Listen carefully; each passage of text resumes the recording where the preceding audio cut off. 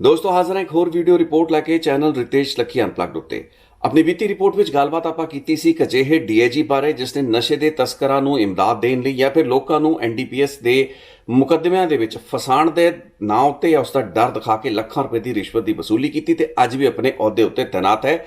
Investigation ਜਾਰੀ ਹੈਗੀਆਂ ਨੇ, ਐਫਆਈਆਰਾਂ ਦਰਜ ਹੋ ਚੁੱਕੀਆਂ ਨੇ, ਲੇਕਿਨ ਅਫਸਰ ਜਨਾਬ ਅਜੇ ਵੀ ਸਰਵਿਸ ਦੇ ਵਿੱਚ ਨੇ। ਤੇ ਆਉਣ ਵਾਲੀ ਰਿਪੋਰਟ ਦੇ ਵਿੱਚ ਮੈਂ ਜ਼ਿਕਰ ਇਹ ਵੀ ਕੀਤਾ ਸੀ ਕਿ ਇੱਕ ਹੋਰ ਵੱਡੇ ਕੇਸ ਦਾ ਖੁਲਾਸਾ ਕਰਾਂਗੇ ਤਾਂ ਉਸ ਗੱਲਬਾਤ ਨੂੰ ਅੱਗੇ ਟਾਲਾਂਗੇ। ਹਾਲਾਂਕਿ ਉਹ ਕੇਸ ਸਭ ਦੀ ਪਬਲਿਕ ਨੌਲੇਜ ਵਾਲਾ ਕੇਸ ਹੈ, ਲੇਕਿਨ ਆਪਾਂ ਇਸ ਮਾਮਲੇ ਨੂੰ ਯਾਨੀ ਕਿ ਪਾਰਟ 2 ਉਸ ਲੜੀ ਦੇ ਨੂੰ ਇੱਕ ਹੋਰ ਐਪੀਸੋਡ ਦੀ ਅੱਗੇ ਟਾਲਦੇ ਇਸ ਵਾਸਤੇ ਪਏ ਆ ਕਿਉਂਕਿ ਅੱਜ ਮੈਂ ਆਪਣੀ ਵੀਡੀਓ ਦੇ ਵਿੱਚ ਗੱਲ ਕਰਨਾ ਚਾਹੁੰਦਾ ਇੱਕ ਅਜਿਹੇ ਵਿਸ਼ੇ ਉੱਤੇ ਜੋ ਕਿ ਪੰਜਾਬ ਖਾਸ ਕਰਕੇ ਮਾਨਸਾ ਜ਼ਿਲ੍ਹੇ ਦੇ ਵਿੱਚ ਇਹਨਾਂ ਦਿਨਾਂ ਦੇ ਵਿੱਚ ਇੱਕ ਵਿਵਾਦ ਦਾ ਬੜਾ ਵੱਡਾ ਵਿਸ਼ਾ ਹੈ। ਤੁਸੀਂ ਸਾਰੇ ਸਮਝ ਚੁੱਕੇ ਹੋ। ਬਹੁਤ ਸੇ ਮੇਰੇ YouTube ਸਬਸਕ੍ਰਾਈਬਰ ਅਤੇ ਜਿਹੜੇ ਵਿਊਅਰਸ ਹੈਗੇ ਨੇ ਉਹਨਾਂ ਨੇ ਡਿਮਾਂਡ ਕੀਤੀ ਹੈ ਕਿ ਪਰਵਿੰਦਰ ਸਿੰਘ ਝੋਟਾ ਨਾਂ ਦਾ ਉਹ ਗੈਂਗਸਟਰ ਟਰਨਡ ਸੋਸ਼ਲ ਐਕਟਿਵਿਸਟ ਇੱਕ ਅਜਿਹਾ ਸ਼ਖਸ ਜਿਸ ਉੱਤੇ ਖੁਦ ਅਪਰਾਧਿਕ ਮੁਕੱਦਮੇ ਦਰਜ ਨੇ ਲੇਕਿਨ ਜੋ ਸਾਧਾਰਨ ਜ਼ਿੰਦਗੀ ਬਤੀਤ ਕਰਦਾ ਪਿਆ ਹੈ ਆਫ ਲੇਟ ਪਿਛਲੇ ਕੁਝ ਮਹੀਨਿਆਂ ਤੋਂ ਕਾਫੀ ਐਕਟਿਵ ਨਜ਼ਰ ਆਇਆ ਹੈ ਤੇ ਨਸ਼ੇ ਦੀ ਤਸਕਰੀ ਯਾਨੀ ਕਿ ਉਹ ਲੋਕ ਜੋ ਕਿ ਮਾਨਸੇ ਦੇ ਇਲਾਕੇ ਦੇ ਵਿੱਚ ਡਰੱਗਸ ਦਾ ਅਬਿਊਜ਼ ਕਰਦੇ ਨੇ, ਕਿਸੇ ਤਰੀਕੇ ਦੇ ਮੈਡੀਕਲ ਜਿਹੜੇ ਹੈਬਿਟ ਫਾਰਮਿੰਗ ਡਰੱਗਸ ਹੁੰਦੇ ਨੇ ਉਹਨਾਂ ਦੀ ਦੁਰਵਰਤੋਂ ਕਰਕੇ ਨੌਜਵਾਨਾਂ ਨੂੰ ਇਸ ਗਰਦ ਵੱਲ ਤੋਰ ਰਹੇ ਨੇ, ਉਹਨਾਂ ਦੀ ਮੁਖਾਲਫਤ ਕਰਦਾ ਆ ਰਿਹਾ ਹੈ। ਇੱਕ ਕੰਟੈਂਸ਼ੀਅਸ ਵਿਵਾਦਿਤ ਵਿਸ਼ਾ ਬਣ ਚੁੱਕਾ ਹੈ। ਪਰਵਿੰਦਰ ਝੋਟਾ ਜਿਸ ਨੇ ਕਿ ਇੱਕ ਮੈਡੀਕਲ ਸਟੋਰ ਉੱਤੇ ਜਾ ਕੇ ਉਸ ਕੈਮਿਸਟ ਦੇ ਨਾਲ ਕੁੱਟਮਾਰ ਕੀਤੀ, ਇਸ ਤਰੀਕੇ ਦੇ ਨਾਲ ਪੁਲਿਸ ਨੂੰ ਉਸ ਤੋਂ ਗ੍ਰਿਫਤਾਰ ਕਰਕੇ ਉਸ ਦੇ ਖਿਲਾਫ ਪਰਚੇ ਰਜਿਸਟਰ ਕੀਤੇ ਗਏ। ਉਸ ਤੋਂ ਬਾਅਦ ਬਠਿੰਡਾ ਦੀ ਪੁਲਿਸ ਨੇ ਤੇ ਮਾਨਸਾ ਦੇ ਜਿਹੜੇ ਐਸਐਸਪੀ ਨੇ ਆਪਣੇ ਬਿਆਨ ਦਿੱਤੇ, ਸਪਸ਼ਟ ਕੀਤਾ ਕਿ ਪਰਵਿੰਦਰ ਸਿੰਘ ਝੋਟਾ ਕਾਨੂੰਨ ਦੇ ਕਿਹੜੇ ਪਾਸੇ ਯਾਨੀ ਕਿ on the wrong side of law ਕਿਵੇਂ ਖੜਾ ਸੀ ਜਦੋਂ ਕਿ ਉਸ ਨੇ ਇੱਕ ਅਜਿਹੇ ਕੈਮਿਸਟ ਦੀ ਦੁਕਾਨ ਤੇ ਜਾ ਕੇ ਕੁੱਟਮਾਰ ਕੀਤੀ ਜਿਸ ਕੈਮਿਸਟ ਵੱਲੋਂ ਹੈਬਿਟ ਫਾਰਮਿੰਗ ਕੈਪਸੂਲਸ ਜਾਂ ਡਰੱਗਸ ਜਿਹੜੇ ਹੈਗੇ ਨੇ ਉਹ ਉਸ ਦੀ ਸਪਲਾਈ ਦਿੱਤੀ ਜਾ ਰਹੀ ਸੀ। ਇਨਫੈਕਟ ਇੱਕ ਵਿਸਲ ਬਲੋਇੰਗ ਦਾ ਕੇਸ ਸੀ ਜਿਸ ਦੇ ਵਿੱਚ ਮਾਨਸਾ ਪੁਲਿਸ ਇਸ ਨੂੰ ਥੋੜੀ ਜਿਹੀ ਹੋਰ ਬਿਹਤਰ ਤਰੀਕੇ ਦੇ ਨਾਲ ਮੈਨੂੰ ਲੱਗਦਾ ਹੈਂਡਲ ਕਰ ਸਕਦੀ ਸੀ, ਲੇਕਿਨ ਸ਼ਾਇਦ ਇਸ ਦੇ ਵਿੱਚ ਅਫਸਰਾਂ ਦੀ ਈਗੋ ਕਿਤੇ ਨਾ ਕਿਤੇ ਹਰਟ ਹੋਈ। ਪੁਲਿਸ ਨੂੰ ਲੱਗਾ ਕਿ ਸਾਡੀ ਸਾਖ ਦੇ ਉੱਤੇ ਬਹੁਤ ਵੱਡਾ ਸਵਾਲ ਖੜਾ ਹੋਇਆ ਹੈ। ਉਸ ਤੋਂ ਬਾਅਦ ਪਰਵਿੰਦਰ ਸਿੰਘ ਝੋਟੇ ਉੱਤੇ ਐਫਆਈਆਰ ਰਜਿਸਟਰ ਕਰ ਲਈ ਗਈ, ਉਸ ਨੂੰ ਗ੍ਰਿਫਤਾਰ ਕਰ ਲਿਆ ਗਿਆ ਤੇ ਇਸ ਦਾ ਇੱਕ ਬਹੁਤ ਵੱਡਾ ਗਤੀਰੋਧ ਜਿਹੜਾ ਹੈ ਮਾਨਸੇ ਤੇ ਪੰਜਾਬ ਦੇ ਬਹੁਤ ਸੇ ਇਲਾਕਿਆਂ ਦੇ ਵਿੱਚ ਉਹਨਾਂ ਲੋਕਾਂ ਦੇ ਵਿੱਚ ਘੱਟੋ ਘੱਟ ਮਹਿਸੂਸ ਕੀਤਾ ਜਾ ਰਿਹਾ ਜੋ ਕਿ ਸੜਕਾਂ ਤੇ ਵੀ ਉਸ ਦੇ ਹੱਕ ਵਿੱਚ ਉਤਰੇ ਨੇ।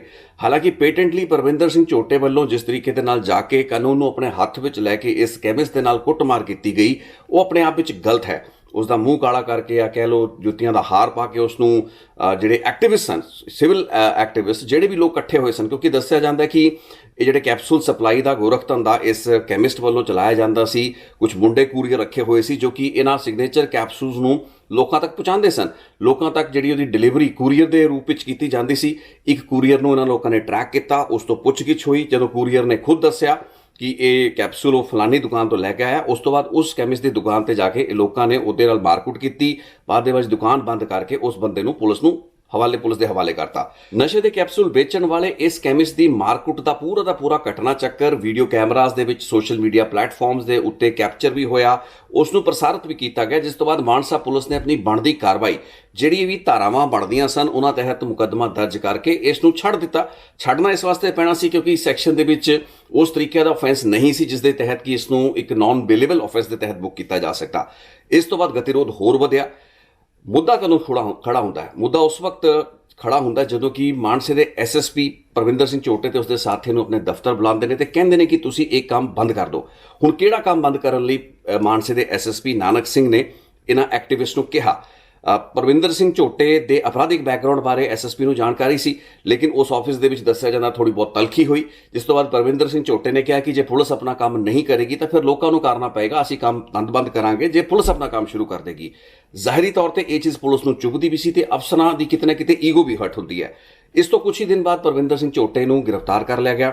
ਉਸ ਤੋਂ ਬਾਅਦ ਮਾਨਸੇ ਦੀਆਂ ਜਥੇਬੰਦੀਆਂ, ਮਾਨਸੇ ਦੇ ਨਾਗਰਿਕ ਤੇ ਕਈ ਕਿਸਾਨ ਜਥੇਬੰਦੀਆਂ ਪਰਵਿੰਦਰ ਝੋਟੇ ਦੇ ਹੱਕ ਵਿੱਚ ਸਾਹਮਣੇ ਆਈਆਂ। ਉਹਨਾਂ ਨੇ ਜ਼ਿਲ੍ਹੇ ਦੇ ਐਸਐਸਪੀ ਤੋਂ ਲੈ ਕੇ ਹੋਰ ਅਧਿਕਾਰੀਆਂ ਤੱਕ ਆਪਣੇ ਮੈਮੋਰੈਂਡਮ ਦਿੱਤੇ, ਮੰਗ ਕੀਤੀ ਕਿ ਪਰਵਿੰਦਰ ਝੋਟੇ ਦੇ ਖਿਲਾਫ ਜਿਹੜੇ ਕੇਸ ਨੇ ਉਹ ਵਾਪਸ ਲਏ ਜਾਣ।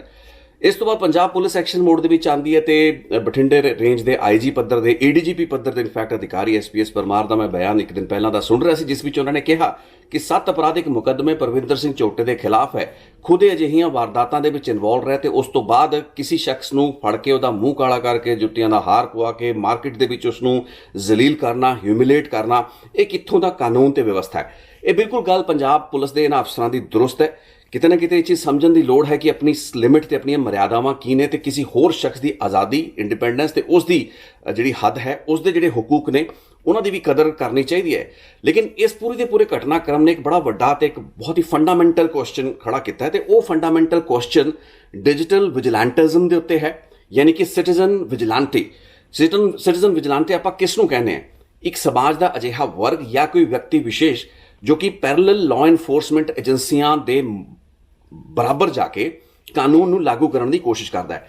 ਹੁਣ ਦੇਸ਼ ਦੇ ਸੰਵਿਧਾਨ ਦੇ ਵਿੱਚ ਜਾਂ ਫਿਰ ਜਿਹੜੀ ਸਾਡੀ ਫੰਡਾਮੈਂਟਲ ਡਿਊਟੀਜ਼ ਹੈ ਉਸ ਦੇ ਵਿੱਚ ਇਹ ਚੀਜ਼ਾਂ ਕਲੀਅਰਲੀ ਮੈਂਸ਼ਨ ਹੈਗੀਆਂ ਨੇ। ਜਾਰੀ ਇਸ ਵਾਦ ਵਿਵਾਦ ਦੇ ਵਿੱਚ ਇਹ ਗੱਲਬਾਤ ਸਮਝਣੀ ਬਹੁਤ ਜ਼ਰੂਰੀ ਹੈ ਕਿ ਦੇਸ਼ ਦਾ ਕਾਨੂੰਨ ਤੇ ਦੇਸ਼ ਦਾ ਸੰਵਿਧਾਨ ਨਾਗਰਿਕਾਂ ਨੂੰ ਵੀ ਕੁਝ ਅਜਿਹੇ ਹਕੂਕ ਦਿੰਦਾ ਹੈ। ਸਿਰਫ ਲਾਅ ਇਨਫੋਰਸਮੈਂਟ ਏਜੰਸੀਆਂ ਦਾ ਕੰਮ ਨਹੀਂ ਹੈ। ਹਾਲਾਂਕਿ ਇਹ ਗੱਲ ਅਫਸਰਾਂ ਵੱਲੋਂ ਕੁਝ ਹੱਦ ਤੱਕ ਦਰੁਸਤ ਹੈ ਤੇ ਜੇ ਕਾਨੂੰਨ ਨੂੰ ਆਪਣੇ ਹੱਥ ਵਿੱਚ ਕੋਈ ਸ਼ਖਸ ਲੈ ਲੈਂਦਾ, ਜਿਵੇਂ ਇਸ ਕੇਸ ਦੇ ਵਿੱਚ ਪਰਵਿੰਦਰ ਸਿੰਘ ਝੋਟੇ ਨੇ ਲਿਆ, ਉਸ ਹਾਲਾਤ ਦੇ ਵਿੱਚ ਪੁਲਿਸ ਕੋਲ ਹੋਰ ਕੋਈ ਚਾਰਾ ਨਹੀਂ ਬਚਦਾ, ਬਲਕਿ ਉਸ ਦੇ ਖਿਲਾਫ ਕਾਰਵਾਈ ਬਣਦੀ ਸੀ।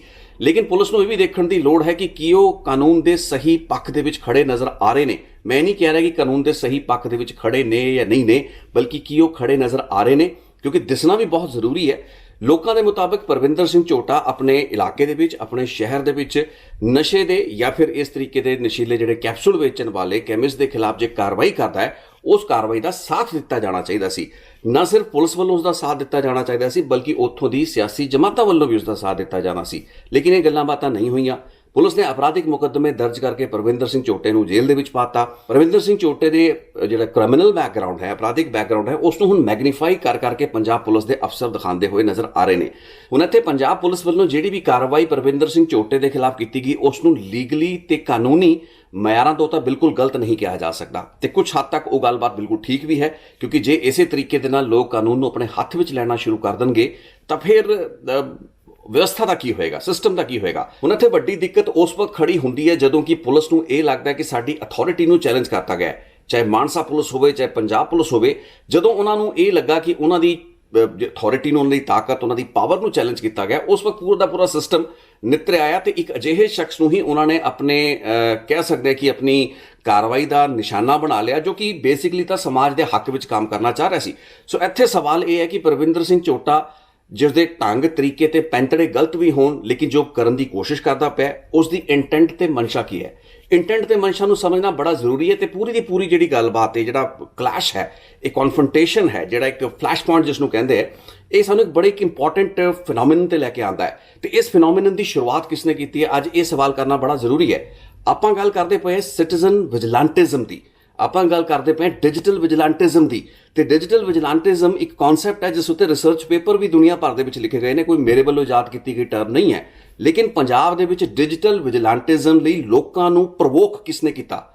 ਪਿਛਲੇ ਸਾਲ ਜਦੋਂ ਪੰਜਾਬ ਵਿੱਚ ਆਮ ਆਦਮੀ ਪਾਰਟੀ ਦੀ ਭਗਵੰਤ ਮਾਨ ਦੀ ਮੁੱਖ ਮੰਤਰੀ ਦੀ ਸਰਕਾਰ ਬਣਦੀ ਹੈ, ਕਿਹੜਾ ਜਿਹਾ ਮੁੱਖ ਮੰਤਰੀ ਸੀ ਜਿਸਨੇ ਲੋਕਾਂ ਨੂੰ ਕਿਹਾ ਕਿ ਆਪਣੇ ਹੱਥਾਂ ਵਿੱਚ ਤੁਸੀਂ ਮੋਬਾਈਲ ਫੋਨ ਚੱਕੋ ਤੇ ਕਰਪਟ ਅਫਸਰਾਂ ਦੀ ਮੈਨੂੰ ਵੀਡੀਓਜ਼ ਬਣਾ ਕੇ ਤਸਵੀਰਾਂ ਭੇਜੋ, ਮੇਰੀ ਫੀਡਬੈਕ ਤੇ ਮੇਰੀ ਹੌਟਲਾਈਨਾਂ ਅਵੇਲੇਬਲ ਨੇ, ਉਪਲਬਧ ਨੇ। ਸੋ ਜਦੋਂ ਤੁਸੀਂ ਉਸ ਤਰੀਕੇ ਦੇ ਡਿਜੀਟਲ ਵਿਜੀਲੈਂਟਿਜ਼ਮ ਦੇ ਉੱਤੇ ਆ ਗਏ, ਜਿਸ ਵਿੱਚ ਕਿ ਸਮਾਜ ਦਾ ਇੱਕ ਭਾਈਚਾਰਾ, ਇੱਕ ਵਰਗ ਜਾਂ ਬਹੁਤ ਅਜਿਹੇ ਇੰਡੀਵਿਜੂਅਲਸ ਜੋ ਕਿ ਮਹਿਸੂਸ ਕਰਦੇ ਨੇ ਕਿ ਉਹ ਸਮਾਜ ਦੇ ਵਿੱਚ ਉਹਨਾਂ ਦੀ ਅੱਖਾਂ ਦੇ ਸਾਹਮਣੇ ਜਿਹੜਾ ਨਸ਼ਾ ਵਿਕਦਾ ਪਿਆ, ਜਿਹੜਾ ਕਰਪਸ਼ਨ, ਭ੍ਰਸ਼ਟਾਚਾਰ ਹੋ ਰਿਹਾ, ਉਸ ਨੂੰ ਆਪਣੇ ਵੀਡੀਓਜ਼ ਦੇ ਵਿੱਚ ਕੈਪਚਰ ਕਰਕੇ ਸਰਕਾਰ ਨੂੰ ਭੇਜ ਸਕਦੇ ਨੇ ਤੇ ਉਹਨਾਂ ਦੀ ਸੁਣਵਾਈ ਕੀਤੀ ਜਾਏਗੀ। ਤੇ ਇਸੇ ਵਿਜੀਲੈਂਟਿਜ਼ਮ ਤੋਂ ਬਹੁਤ ਸੇ ਅਜਿਹੇ ਲੋਕ ਪੈਦਾ ਵੀ ਹੋਏ। ਹੁਣ ਪੰਜਾਬ ਦੇ ਵਿੱਚ ਸਿਟੀਜ਼ਨ ਵਿਜੀਲੈਂਟਿਜ਼ਮ ਦੀ ਸ਼ੁਰੂਆਤ ਤਾਂ ਕਰੇ ਭਗਵੰਤ ਮਾਨ। ਪੰਜਾਬ ਦੇ ਲੋਕਾਂ ਦੇ ਹੱਥ ਮੋਬਾਈਲ ਫੜ ਕੇ ਉਹਨਾਂ ਨੂੰ ਵੀਡੀਓ ਬਣਾਉਣ ਲਈ, ਕਰਪਟ ਅਫਸਰਾਂ ਦੀ ਇਸ ਤਰੀਕੇ ਦੀਆਂ ਇਲੀਗਲ ਗੈਰ ਕਾਨੂੰਨੀ ਗਤੀਵਿਧੀਆਂ ਦੀ ਉਹਨਾਂ ਨੂੰ ਪ੍ਰੇਰਿਤ ਕਰੇ ਪੰਜਾਬ ਦਾ ਮੁੱਖ ਮੰਤਰੀ, ਤੇ ਉਸ ਤੋਂ ਬਾਅਦ ਸਥਿਤੀ ਸਾਂਭੀ ਨਾ ਜਾਏ ਪੰਜਾਬ ਦੇ ਅਫਸਰਾਂ ਤੋਂ।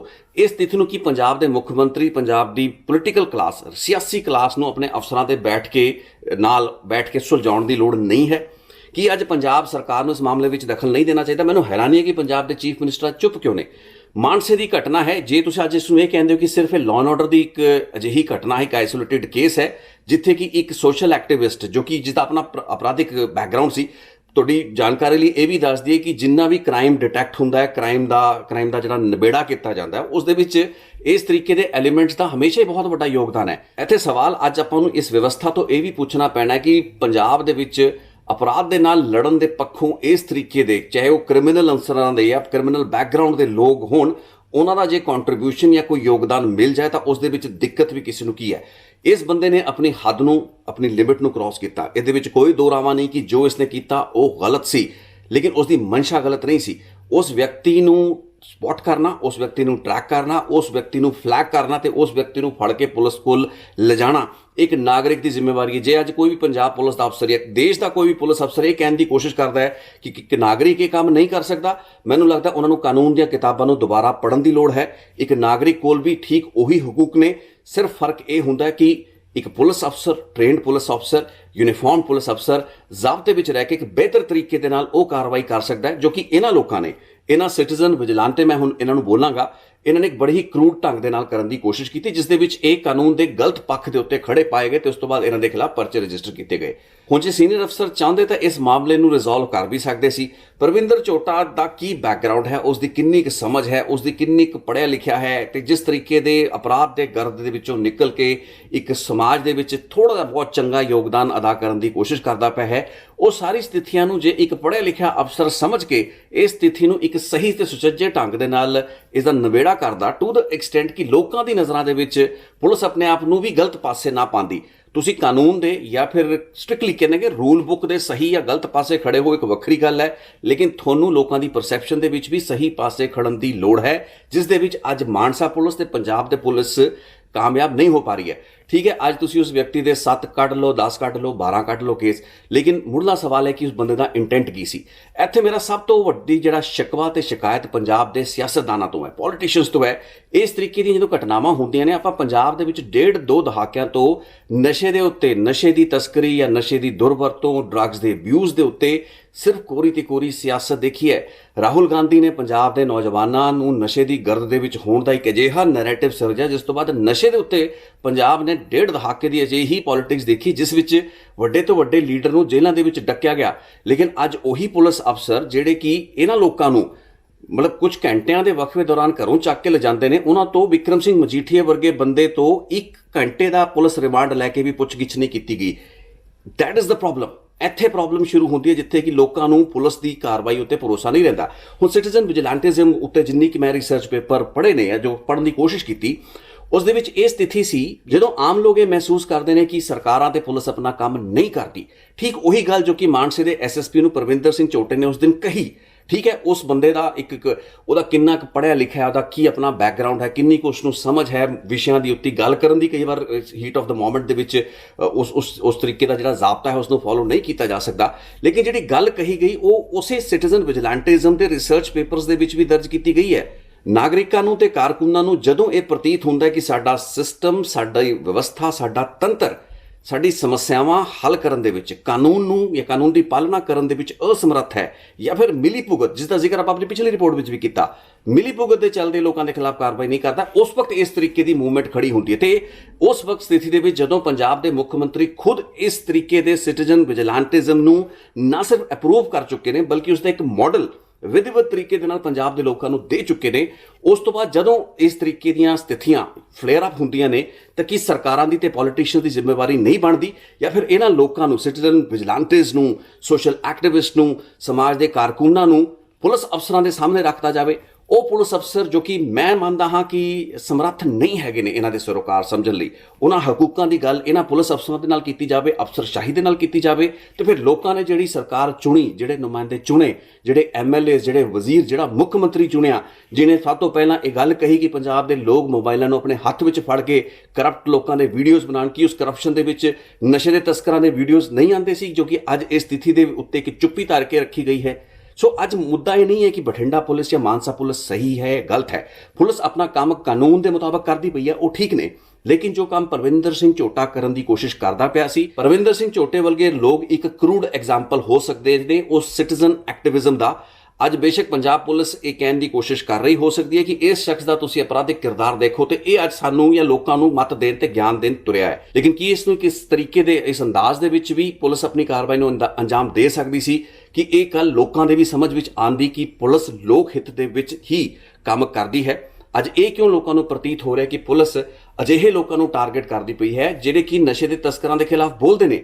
ਕੀ ਇਸ ਨੂੰ ਇੱਕ ਮਹਿਜ਼ ਇਤਫਾਕ ਮੰਨਿਆ ਜਾ ਸਕਦਾ ਹੈ ਕਿ ਅੱਜ ਨਸ਼ੇ ਦੇ ਵੱਡੇ ਸੌਦਾਗਰਾਂ, ਵੱਡੇ ਲੀਡਰਾਂ ਜਾਂ ਫਿਰ ਵੱਡੇ ਅਫਸਰਾਂ ਦੇ ਖਿਲਾਫ ਗੱਲਬਾਤ ਕਰਨ ਵਾਲਾ, ਹਾਈ ਕੋਰਟ ਦੇ ਸਾਹਮਣੇ ਤਲਖ ਹੋਣ ਵਾਲਾ ਡੀਐਸਪੀ ਬਲਵਿੰਦਰ ਸਿੰਘ ਸੇਖੋਂ ਸਲਾਖਾਂ ਦੇ ਪਿੱਛੇ ਹੈ ਪਿਛਲੇ 6 ਮਹੀਨਿਆਂ ਤੋਂ? ਇਹ ਵੀ ਇੱਕ ਇਤਫਾਕ ਹੋ ਜਾਂਦਾ ਹੈ ਕਿ ਚਲੋ ਪਲਵਿੰਦਰ ਸਿੰਘ ਝੋਟਾ ਵੀ ਹੁਣ ਸਲਾਖਾਂ ਦੇ ਪਿੱਛੇ ਪਹੁੰਚ ਜਾਂਦਾ ਹੈ। ਜਿਹੜਾ ਵੀ ਸ਼ਖਸ ਨਸ਼ੇ ਦੇ ਖਿਲਾਫ ਗੱਲ ਕਰ ਰਿਹਾ ਹੈ, ਇੱਕ ਗੁੱਸੇ, ਆਕਰੋਸ਼, ਇੱਕ ਜਜ਼ਬਾਤ ਦੇ ਵਿੱਚ ਆ ਕੇ ਗੱਲ ਕਰ ਰਿਹਾ ਤੇ ਆਪਣੀ ਲਿਮਿਟ ਨੂੰ ਕ੍ਰਾਸ ਕਰਦਾ ਪਿਆ। ਮੈਂ ਇਹ ਵੀ ਕਹਾਂਗਾ ਬਾਰ-ਬਾਰ, ਮੈਂ ਚਾਹੇ ਬਲਵਿੰਦਰ ਸਿੰਘ ਸੇਖੋਂ ਦਾ ਕੇਸ ਹੋਵੇ ਜਾਂ ਪਲਵਿੰਦਰ ਸਿੰਘ ਝੋਟੇ ਦਾ ਕੇਸ ਹੋਵੇ, ਇਹਨਾਂ ਨੇ ਆਪਣੀ ਲਿਮਿਟਸ ਨੂੰ ਕ੍ਰਾਸ ਕੀਤਾ। ਲੇਕਿਨ ਇੱਥੇ ਸਿਸਟਮ ਨੂੰ ਕੀ ਦੇਖਣ ਤੇ ਸਮਝਣ ਦੀ ਲੋੜ ਹੈ। ਉਹਨਾਂ ਦੀ ਆਪਣੀ ਜਿਹੜੀ ਸੈਂਕਟਿਟੀ ਹੈ ਉਹ ਕਿਸ ਦੇ ਵਿੱਚ ਸੁਰੱਖਿਅਤ ਹੈ। ਇਸ ਸਭ ਦੇ ਵਿੱਚ ਸਭ ਤੋਂ ਵੱਡੀ ਤਰਾਸਦੀ ਹੈ ਕਿ ਪੰਜਾਬ ਦੀ ਪੋਲੀਟੀਕਲ ਕਲਾਸ ਤੇ ਖਾਸ ਕਰਕੇ ruling party Aam Aadmi party 92 ਵਿਧਾਇਕਾਂ ਦੀ ਬਰੂਟ ਮੈਜੋਰਿਟੀ ਦੇ ਨਾਲ ਚੁਣੀ ਹੋਈ ਸਰਕਾਰ ਤੇ ਉਸ ਦੇ ਨੁਮਾਇੰਦੇ, ਉਸ ਦੇ ਮੰਤਰੀ ਤੇ ਉਸ ਦਾ ਮੁੱਖ ਮੰਤਰੀ ਟੋਟਲੀ ਨਦਾਰਦ ਹੈ, ਟੋਟਲੀ ਐਬਸੈਂਟ ਹੈਗੇ ਨੇ ਇਸ ਪੂਰੇ ਦੇ ਪੂਰੇ ਡਾਇਲੌਗ ਤੇ ਡਿਸਕੋਰਸ ਵਿੱਚੋਂ। ਜਦੋਂ ਕਿ ਕਦੋਂ ਵੀ ਇਸ ਤਰੀਕੇ ਦੀ ਕਨਫਰੰਟੇਸ਼ਨ ਅਫਸਰਾਂ ਦੇ ਵਿੱਚ, ਮੈਂ ਹੁਣ ਇਹਨਾਂ ਨੂੰ ਅਫਸਰ ਤੇ ਪੁਲਿਸ ਅਫਸਰ ਹੀ ਕਹਾਂਗਾ, ਤੇ ਪਬਲਿਕ ਦੇ ਵਿੱਚ ਖੜੀ ਹੁੰਦੀ ਹੈ, ਉਸ ਸਥਿਤੀ ਦੇ ਵਿੱਚ ਲੀਡਰਸ ਦਾ ਕੰਮ ਹੈ ਕਿ ਸਥਿਤੀ ਨੂੰ ਰਿਸੋਲਵ ਕਰਨਾ, ਸਥਿਤੀ ਨੂੰ ਇਸ ਲੈਵਲ ਦੇ ਉੱਤੇ ਆ ਕੇ ਇੱਕ ਉਹਦਾ ਹੱਲ ਕੱਢਣ ਦੀ ਕੋਸ਼ਿਸ਼ ਕਰਨਾ। ਕਿਉਂਕਿ ਤੁਹਾਡੀ ਚੁਣੀ ਹੋਈ, ਤੁਹਾਡੀ ਮੈਂਡੇਟ ਹੈ, ਤੁਹਾਡੀ ਮੈਂਡੇਟ ਦੇ ਸਦਕਾ ਹੀ ਪੁਲਿਸ ਅਫਸਰ ਆਪਣੀ ਡਿਊਟੀਆਂ ਕਰਦੇ ਪਏ ਨੇ। ਲੋਕਾਂ ਨੇ ਵੀ ਤੁਹਾਨੂੰ ਹੀ ਚੁਣ ਕੇ ਸੱਤਾ ਦੇ ਵਿੱਚ ਬਿਠਾਇਆ ਹੈ। ਸੋ ਅੱਜ ਦੀ ਸਥਿਤੀ ਦੇ ਵਿੱਚ ਤੁਹਾਡੇ ਵਰਗੇ ਲੋਕਾਂ ਦਾ ਇਸ ਪੂਰੀ ਦੀ ਪੂਰੀ ਪਿਕਚਰ ਚੋਂ ਗਾਇਬ ਹੋਣਾ ਵੀ ਬੜੇ ਸਵਾਲ ਖੜਾ ਕਰਦਾ ਹੈ। ਅੱਜ ਕਿਸਾਨਾਂ ਨੂੰ ਧਰਨੇ ਮਾਰ ਕੇ ਪਰਵਿੰਦਰ ਸਿੰਘ ਝੋਟੇ ਲਈ ਗੱਲ ਕਰਨੀ ਪੈਂਦੀ ਹੈ, ਬਲਵਿੰਦਰ ਸਿੰਘ ਸੇਖੋਂ ਲਈ ਤਾਂ ਕੋਈ ਖੜਾ ਹੀ ਨਹੀਂ ਹੋਇਆ। ਇੱਕ ਐਨਆਰਏ ਦੀ ਕੋਠੀ ਕੋਈ ਲੀਡਰ ਜਾਂ ਉਸਦੇ ਨਾਲ ਦੇ ਲੋਕ ਦੱਬਣ ਦੀ ਕੋਸ਼ਿਸ਼ ਕਰਦੇ ਨੇ ਤਾਂ ਉਸ ਲਈ ਵੀ ਸਾਡੇ ਸਿਵਲ ਐਕਟਿਵਿਸਟ ਨੂੰ ਅੱਗੇ ਆਉਣਾ ਪੈਂਦਾ ਹੈ। ਅਜਿਹੀਆਂ ਦਰਜਨਾਂ ਹੋਰ ਮਿਸਾਲਾਂ ਤੁਹਾਨੂੰ ਮਿਲ ਜਾਣਗੀਆਂ। ਕੋਈ ਸ਼ਰਾਬ ਦੀ ਫੈਕਟਰੀ ਪੰਜਾਬ ਦੇ ਵਿੱਚ ਪ੍ਰਦੂਸ਼ਣ ਕਰ ਰਹੀ ਹੋਵੇ, ਕੋਈ ਟੈਕਸਟਾਈਲ ਪਾਰਕ ਜਿਹੜਾ ਕਿ ਲੱਗਣ ਵਾਲਾ ਹੋਵੇ, ਉਸ ਦੇ ਖਿਲਾਫ ਲੋਕ ਧਰਨਿਆਂ ਤੇ ਬੈਠ ਕੇ ਆਪਣੇ ਹਕੂਕਾਂ ਦੀ ਗੱਲ ਕਰਦੇ ਪਏ ਨੇ, ਆਪਣੇ ਕੰਸਰਨਸ ਦੀ, ਚਾਹੇ এনवायरमेंटल ਕੰਸਰਨ ਹੋ ਚਾਹੇ ਕਿਸੇ ਕਿਸਮ ਦੇ ਵੀ ਕੰਸਰਨ ਹੋਣ। ਤੇ ਪੋਲੀਟੀਕਲ ਸਾਡੀ ਪੂਰੀ ਦੀ ਪੂਰੀ ਕਲਾਸ ਨਦਾਰਦ ਹੈ। ਇਹਨਾਂ ਨੂੰ ਆਪਣੇ 2-4 ਜਿਹੜੇ ਵੱਡੇ ਮੋٹے ਮੁਹਾਵਰਿਆਂ ਦੇ ਤੌਰ ਤੇ ਵਰਤੇ ਜਾਣ ਵਾਲੇ ਸਿਆਸੀ ਮੁੱਦੇ ਹੁੰਦੇ ਨੇ, ਉਹਨਾਂ ਤੋਂ ਫੁਰਸਤ ਹੋਵੇ ਤਾਂ ਇਹ ਲੋਕਾਂ ਦੇ ਵਿੱਚ ਜਾਣ, ਵਿਚਰਨ ਤੇ ਸਮਝਣ ਕਿ ਲੋਕਾਂ ਦਾ ਦਰਦ ਕੀ ਹੈ। ਨਸ਼ੇ ਦੀ ਗਰਦ ਦੇ ਵਿੱਚੋਂ ਪੰਜਾਬ ਕਿਉਂ ਨਹੀਂ ਨਿਕਲ ਪਾ ਰਿਹਾ, ਉਸ ਦਾ ਇੱਕ ਵੱਡਾ ਕਾਰਨ ਇਹੀ ਹੈ ਕਿ ਇਨਸੈਂਸਿਟਿਵ ਲੀਡਰ, ਚਾਹੇ ਕਿਸੇ ਵੀ ਪਾਰਟੀ ਦਾ ਰਿਹਾ ਹੋਵੇ, ਅਕਾਲੀਆਂ ਤੋਂ ਲੈ ਕੇ ਕਾਂਗਰਸ ਤੋਂ ਲੈ ਕੇ ਅੱਜ ਆਮ ਆਦਮੀ ਪਾਰਟੀ, ਮੈਨੂੰ ਇਸ ਗੱਲਬਾਤ ਨੂੰ ਕਹਿਣ ਦੇ ਵਿੱਚ ਕੋਈ ਦੋ ਰਾਵਾਂ, ਕੋਈ ਸੰਸਾ ਨਹੀਂ ਹੈ ਕਿ ਅੱਜ ਦੀ ਲੀਡਰਸ਼ਿਪ ਵੀ ਉਨੀ ਇਨਸੈਂਸਿਟਿਵ ਹੈ। ਇਹੀ ਕਾਰਨ ਹੈ ਕਿ ਜਦੋਂ ਇਸ ਤਰੀਕੇ ਦੇ ਟਕਰਾਅ ਤੇ ਸਥਿਤੀਆਂ ਉੱਭਰਦੀਆਂ ਨੇ, ਜਿਨ੍ਹਾਂ ਨੂੰ ਕਿ ਪੋਲੀਟੀਕਲ ਲੀਡਰਸ਼ਿਪ ਵੀ ਵਿੱਚ ਬੈਠ ਕੇ ਪੁਲਿਸ ਅਫਸਰਾਂ ਦੇ ਨਾਲ, ਉਹਨਾਂ ਦੇ ਵਿਵੇਕ, ਉਹਨਾਂ ਦੀ ਸਮਰੱਥਾ ਤੇ ਇਹਨਾਂ ਲੋਕਾਂ ਨੂੰ ਵੀ ਸਮਝਾ ਬੁਝਾ ਕੇ ਸਥਿਤੀ ਨੂੰ ਰਿਜ਼ੋਲਵ ਕਰ ਸਕਦੀ ਹੈ। ਤੁਸੀਂ ਲੜਾਈ ਨਸ਼ੇ ਦੇ ਖਿਲਾਫ ਲੜਨੀ, ਇੱਕ ਦੂਸਰੇ ਦੇ ਖਿਲਾਫ ਨਹੀਂ। ਉਹ ਲੜਾਈ ਜੋ ਕਿ ਨਸ਼ੇ ਦੇ ਤਸਕਰਾਂ ਦੇ ਖਿਲਾਫ, ਨਸ਼ੇ ਦੀ ਤਸਕਰੀ ਦੇ, ਨਸ਼ੇ ਦੇ ਪੂਰੇ ਇਸ ਗੋਰਖਧੰਦੇ ਤੇ ਕਾਰੋਬਾਰ ਨੂੰ ਚਲਾਉਣ ਵਾਲਿਆਂ ਦੇ ਖਿਲਾਫ ਲੜੀ ਜਾ ਰਹੀ ਹੋਣੀ ਚਾਹੀਦੀ ਹੈ। ਉਸ ਲੜਾਈ ਦੀ ਥਾਂ ਤੇ ਲੜਾਈ ਕਿਸ ਦੇ ਵਿੱਚ ਹੋ ਰਹੀ ਹੈ? ਲੜਾਈ ਡਿਜੀਟਲ ਵਿਜੀਲੈਂਟਿਜ਼ਮ, ਯਾਨੀ ਕਿ ਡਿਜੀਟਲ ਟੈਕਨੋਲੋਜੀ ਦੇ ਜ਼ਰੀਏ ਸਮਾਜ ਦੇ ਵਿੱਚ ਕ੍ਰਾਂਤੀ ਲਿਆਉਣ ਦਾ ਸੁਪਨਾ ਵੇਖਣ ਵਾਲੇ ਕੁਝ ਲੋਕਾਂ ਤੇ ਪੁਲਿਸ ਦੇ ਦਰਮਿਆਨ ਹੋ ਰਹੀ ਹੈ ਤੇ ਵਾਦ ਵਿਵਾਦ ਇਸ ਗੱਲਬਾਤ ਨੂੰ ਲੈ ਕੇ ਛਿੜਿਆ ਹੋਇਆ ਹੈ। This is most unfortunate. Punjab ਸਰਕਾਰ ਨੂੰ ਇਮੀਡੀਏਟਲੀ ਇਸ ਮੁੱਦੇ ਉੱਤੇ ਇੰਟਰਵੀਨ ਕਰਨਾ ਚਾਹੀਦਾ ਹੈ। ਪੰਜਾਬ ਦੇ ਸੀਐਮ, ਜਿਨ੍ਹਾਂ ਨੇ ਕਿ ਡਿਜੀਟਲ ਵਿਜੀਲੈਂਟਿਜ਼ਮ ਦਾ ਪਾਠ ਪੰਜਾਬੀਆਂ ਨੂੰ ਪੜ੍ਹਾਉਣ ਦੀ ਕੋਸ਼ਿਸ਼ ਕੀਤੀ ਸੀ ਜਦੋਂ ਕਿ ਮੁੱਖ ਮੰਤਰੀ ਬਣੇ ਸੀ, ਪਹਿਲਾਂ ਉਹਨਾਂ ਦਾ ਫੈਸਲਾ ਇਹ ਸੀ, ਉਹਨਾਂ ਨੂੰ ਅੱਜ ਚੇਤੇ ਦਿਵਾਉਣਾ ਚਾਹੁੰਦੇ ਹਾਂ ਕਿ ਇਸ ਤਰੀਕੇ ਦੀ ਸਥਿਤੀਆਂ ਦੇ ਵਿੱਚ ਸਾਹਮਣੇ ਆਓ, ਮੂਕ ਦਰਸ਼ਕ ਨਾ ਬਣੋ। ਤੁਹਾਡੇ ਜਿਹੜਾ ਆਸ-ਪਾਸ ਦਾ ਪੈਰਾਫਰਨੇਲੀਆ ਹੈ, ਤੰਤਰ ਹੈ, ਉਹ ਸਿਰਫ ਅਫਸਰਾਂ ਦੀ ਗੱਲ ਨਾ ਸੁਣੇ, ਉਹ ਲੋਕਾਂ ਦੀ ਵੀ ਗੱਲ ਸੁਣੇ ਜੋ ਕਿ ਆਪਣੀਆਂ ਦੁਵਿਧਾਵਾਂ ਲੈ ਕੇ ਸਰਕਾਰ ਦੇ ਨਾਲ ਜਾਂ ਸਿਸਟਮ ਦੇ ਨਾਲ ਇਸ ਤਰੀਕੇ ਦੇ ਨਾਲ ਮੱਥਾ ਲਾਉਣ ਦੀ ਕੋਸ਼ਿਸ਼ ਕਰ ਰਹੇ ਨੇ। ਉਹਨਾਂ ਦੇ ਢੰਗ ਤਰੀਕੇ, ਉਹਨਾਂ ਦੇ ਲੱਛਣ ਗਲਤ ਹੋ ਸਕਦੇ ਨੇ, ਲੇਕਿਨ ਉਹਨਾਂ ਦੀ ਇੰਟੈਂਟ, ਉਹਨਾਂ ਦੀਆਂ ਮਨਸ਼ਾਵਾਂ ਗਲਤ ਨਹੀਂ। ਜੇ ਇਹਨਾਂ ਲੋਕਾਂ ਦੀ ਨੀਅਤ ਸਾਫ਼ ਹੈ, ਇਹਨਾਂ ਦੀ ਇੱਛਾ, ਇਹਨਾਂ ਦੇ ਇਰਾਦੇ ਤੇ ਇਹਨਾਂ ਦੇ ਮਕਸਦ, ਇੰਟੈਂਟ ਦੇ ਵਿੱਚ ਕੋਈ ਖੋਟ ਨਹੀਂ ਹੈ, ਤਾਂ ਫਿਰ ਸਰਕਾਰਾਂ ਨੂੰ ਵੀ ਇਹਨਾਂ ਲੋਕਾਂ ਦਾ ਸਾਥ ਦੇਣ ਦੀ ਲੋੜ ਹੈ। ਅਫਸਰਾਂ ਨੂੰ ਵੀ ਬੇਨਤੀ ਹੈ ਕਿ ਉਹਨਾਂ ਚੀਜ਼ਾਂ ਨੂੰ ਥੋੜ੍ਹਾ ਜਿਹਾ ਇਗਨੋਰ ਕੀਤਾ ਜਾਏ ਜਿਹੜੀਆਂ ਕਿ ਇਗਨੋਰ ਕਰਨ ਲਾਇਕ ਹੈਗੀਆਂ ਨੇ। ਜੇ ਕਿਸੇ ਵਿਅਕਤੀ ਦੀ ਇੱਛਾ ਸਮਾਜ ਦੇ ਵਿੱਚ ਚੰਗਾ ਸੁਧਾਰ, ਬਦਲਾਅ ਲਿਆਉਂਦੀ ਹੈ ਤਾਂ ਉਸ ਦਾ ਸਾਥ ਦਿੱਤਾ ਜਾਵੇ। ਫਿਰ ਇਹ ਗੱਲਾਂ ਨੂੰ ਥੋੜ੍ਹੇ ਜਿਹੇ ਜਿਹੜੇ ਪ੍ਰੋਟੋਕੋਲ ਹੈਗੇ ਨੇ ਉਹਨਾਂ ਨੂੰ ਜੇ ਸੈਕਰੀਫਾਈਸ ਵੀ ਕਰਨਾ ਪਏ, ਮੈਂ ਸਮਝ ਸਕਦਾ ਕਿ ਪੁਲਿਸ ਦੇ ਅਫਸਰ ਪੜ੍ਹੇ ਲਿਖੇ ਨੇ, ਸਮਝਦਾਰ ਨੇ, ਸੂਝਵਾਨ ਨੇ, ਉਹ ਕੁਝ ਚੀਜ਼ਾਂ ਨੂੰ ਲੈਟ ਗੋ ਕਰ ਸਕਦੇ ਨੇ। ਸੋ ਮੈਂ ਤਾਂ ਇਹੀ ਗੱਲਬਾਤ ਕਰ ਸਕਦਾ ਸੀ ਜੋ ਮੈਂ ਆਪਣੇ ਪਲੇਟਫਾਰਮ ਤੋਂ ਅੱਜ ਕਰਨ ਦੀ ਕੋਸ਼ਿਸ਼ ਕੀਤੀ। ਅਗਲੀ ਰਿਪੋਰਟ ਦੇ ਵਿੱਚ ਆਪਾਂ ਆਪਣੀ ਸੀਰੀਜ਼ ਨੂੰ ਕੰਟੀਨਿਊ ਕਰਾਂਗੇ। ਤੋ ਛੇਤੀ ਫੇਰ ਹੁੰਦੀ ਹੈ ਮੁਲਾਕਾਤ। ਬਹੁਤ ਬਹੁਤ ਧੰਨਵਾਦ ਇਸ ਰਿਪੋਰਟ ਨੂੰ ਵੇਖਣ ਲਈ। Thank you so much for joining.